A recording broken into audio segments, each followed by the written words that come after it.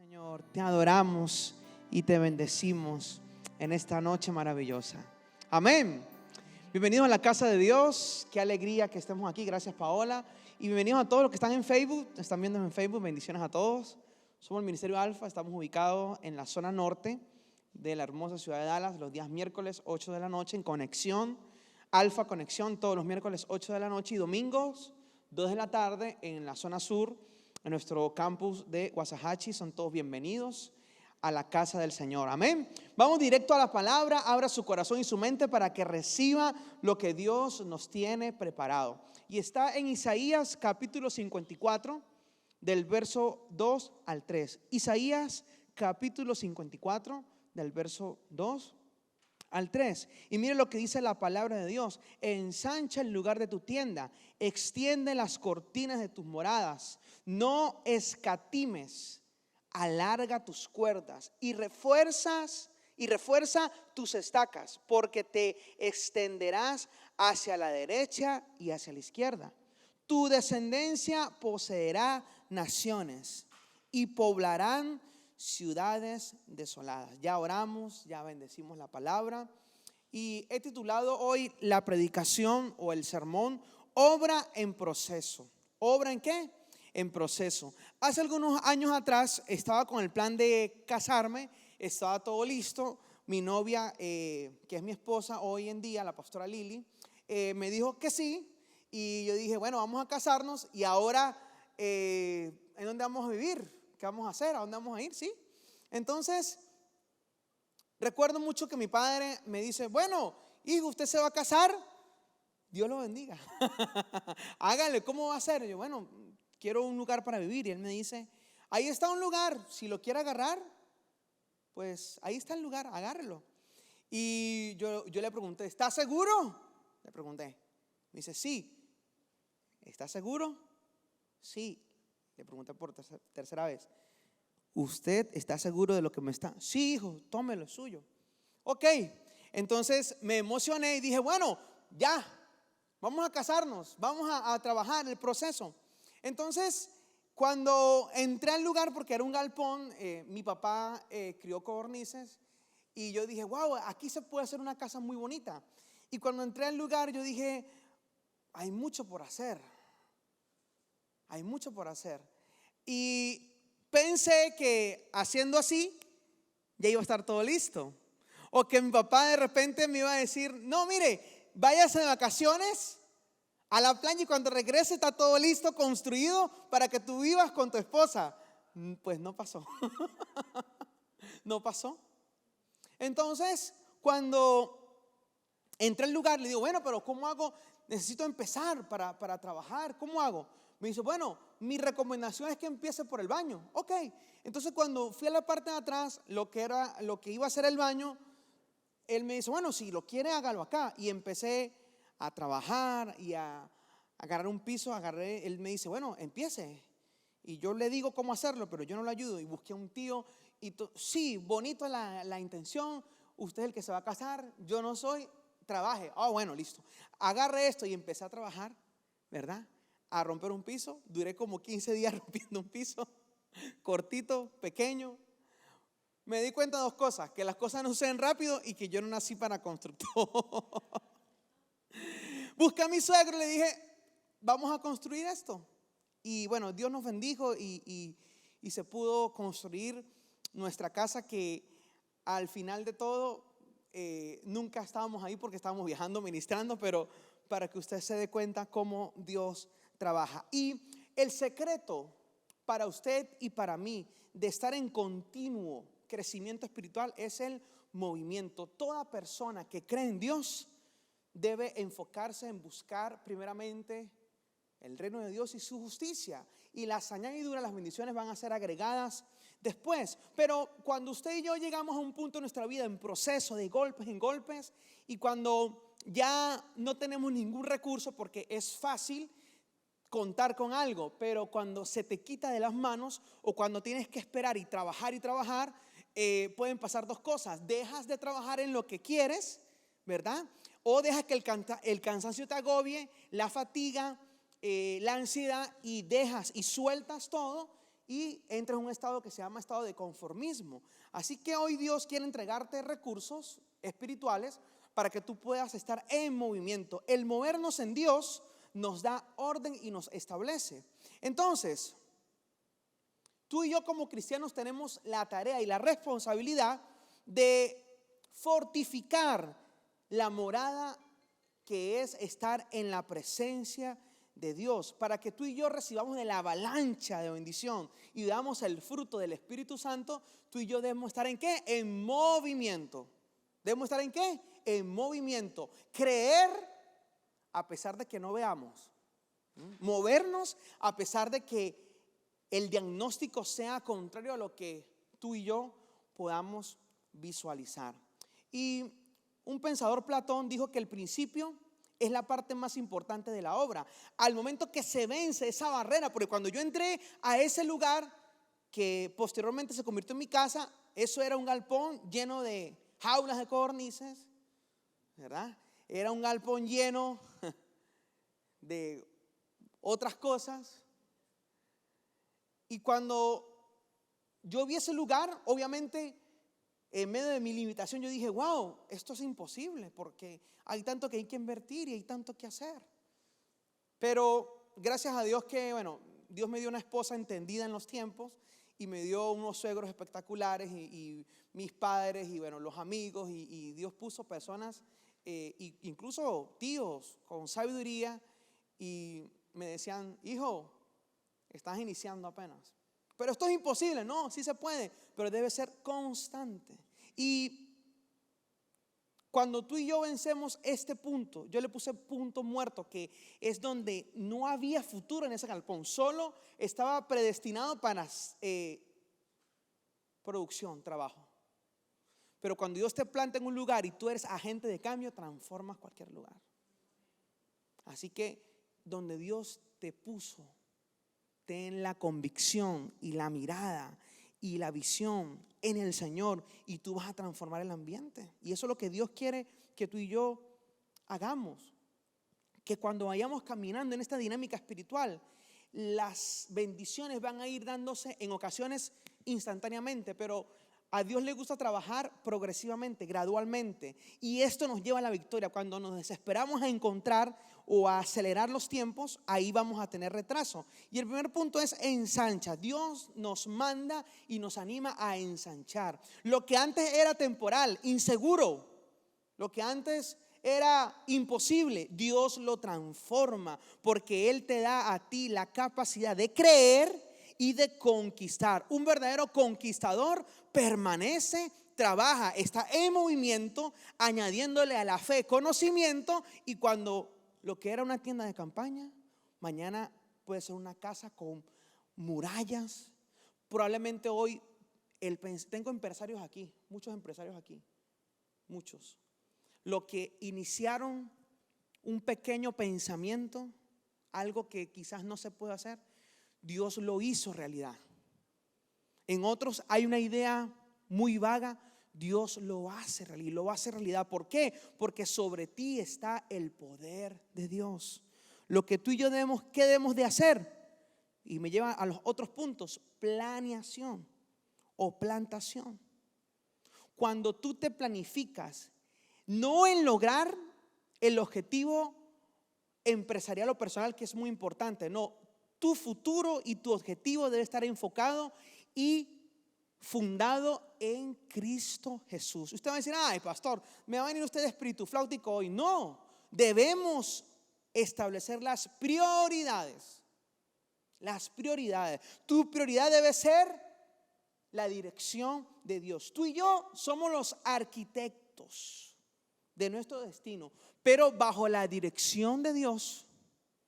Sin la dirección de Dios, nada podemos hacer. Y cuando tú logras cumplir y cuando logras vencer dificultades o cuando logras derribar murallas, esto es porque Dios lo permite. Esto es porque Dios renovó y amplió tu espectro, tu visión. Y debemos apuntar hacia esto, renovarnos en Dios, capacitarnos en Dios, porque en Cristo tenemos algo que se llama precisión. O sea, no estamos improvisando a ver, ¿se da esto? los que están sin Cristo improvisan. Voy a hacer esto. Usted conoce a gente así. Voy a hacer esto a ver si, bueno, no, como a la primera no se le dio, no, ya no voy a hacer esto y como a la primera, no se le dio a la primera, no, esto no sirve, sigo. Entonces pasan toda la vida improvisando. Y no hay precisión. Al Señor no le agrada a la gente que está en ambigüedad, que anda indecisos. No. Si usted y yo estamos pasando por esto, o si usted conoce a alguien que está pasando por esto, predíquele del Señor, dígale: el Señor te grita, ven a mi casa, ven a mis brazos, ven a mi presencia, recibe mi palabra, recibe de mí, llénate de mí y yo te voy a afirmar en el Señor. Mire, es importante esto, porque cuando tú te mueves por tus sueños sin la dirección de Dios, fracasarás. Pero si tú te mueves bajo la dirección de Dios, ahora la pregunta: pastor, pero suena muy bien lo que usted está diciendo, salud, pero suena muy bien lo que usted está diciendo, pero ¿cómo le hago? Yo no sé hacerlo. Le voy a decir cómo se hace, y gratis. Solo le pido algo: nunca olvides de dónde Dios te sacó. Nunca olvides. Cuando el ciego del camino pedía en términos generales la misericordia de Cristo, Cristo iba pasando y lo obligó a ser concreto con su petición. Le preguntó: ¿qué quieres que yo te haga? Cristo sabía que esa persona era ciega. Era ciega. ¿Por qué Dios le va a preguntar al ciego: ¿qué quieres que yo haga si él ya era ciego? ¿Por qué? Porque Cristo necesitaba enseñarle al ciego que el ciego debería hacer o debió hacer concreto en su petición. Y él definió su petición. Dijo: Señor, ¿qué pueda haber? Muchas veces Dios quiere que tú te rindas, te humilles ante Él y que la voluntad de Dios se establezca en tu vida. No nuestra voluntad, la voluntad de Dios. ¿La voluntad de quién? De Dios, de Dios. Siempre nuestra mirada debe estar puesta en la voluntad de Dios. Debemos, otra cosa que hacer, extender las cortinas. El extender las cortinas. ¿Qué es esto? Bueno, el trabajo genera también autoridad, y la autoridad se va aumentando cuando tú eres determinado. Y cuando tú eres una persona determinada, contagias a otro. ¿Sí? Y tú te conviertes en una bandera. Yo hablaba con alguien y me decía: yo soy lo que soy gracias a Dios, pero con quien yo me rodeo también habla de quién yo soy. Pregunto: ¿con quién tú te rodeas? ¿Eres bandera? ¿Eres ejemplo? ¿Eres testimonio? ¿Qué eres tú en el Señor? ¿Qué eres tú en el Señor? ¿Qué eres tú en el Señor? Un trabajador se conoce. ¿Cómo se conoce un buen trabajador? Por la forma como hace las cosas, ¿sí o no? Empecé yo a construir ahí, dándole ahí a ese martillo. Usted me viera, eso fue. Llegué aquí a Estados Unidos y trabajé en yardas por mucho tiempo, y los callos, hicieron callos. Se dio cuenta. Esto es lo que habla de que. Pero si usted toca las manos, no, usted tiene manos de bebé, usted nunca ha hecho nada en su vida, ¿sí o no? Entonces, ¿qué tiene que ver esto con el extender las cortinas? Es que tú y yo debemos nosotros expandernos en el Señor. Y la gente debe conocerte que tú eres hijo de Dios. ¿Que tú eres quién? Hijo de Dios. Y esto me lleva al segundo punto: no seamos escasos. La falta de fe no nos deja ver más allá de nuestras narices. Cuando somos escasos, nuestra visión es muy limitada. Pero con los ojos espirituales tú ves lo imposible, lo ves posible. Porque Cristo está en ti y Cristo está en mí. Tú y yo debemos ser sembradores con libertad. Cuando tú siembras en el Señor, todo maldición en lo económico, en lo familiar, es derribada. Y usted dice: el pastor va a hablar otra vez de diezmo, ofrenda. No. Y aquí me quiero detener. Lamentablemente hay una barrera espiritual construida que nubla el entendimiento y la revelación de lo que es la ley de la siembra y la cosecha. Mientras que usted da, usted es bendecido. Eso se llama la cadena de la honra. Pero ¿quién es la cara de la iglesia? ¿Quién es la cara de la iglesia? Y es una realidad. El evangelio ha sido manchado por ciertos lugares que manipulan a las personas para tomar el tema del dinero y la ofrenda. Y es un tema muy delicado, ¿verdad? Muy sensible. Pero mi recomendación como pastor y como Ministerio Alfa es que el tema no es el dinero, el tema es la intención del corazón. Tú y yo, cada vez que tú vayas a dar diezmo y ofrenda, pon tu mirada en Jesús, el autor y consumador de nuestra fe. Solo eso. Y serás bendecido. Pero se han encargado de mal poner a la iglesia, porque no todos los pastores son ladrones. No todos, sí, hay gente que lo dice, y estoy en vivo aquí en Facebook. No, es que los pastores roban, es que los pastores aquellos, es que los pastores son aquellos, los pastores son acá. Los pastores exprimen a las personas, los pastores manipulan, pero no todos. No todos. Y hablo por Ministerio Alfa. Este Ministerio Alfa está blindado primero por la sangre del Cordero.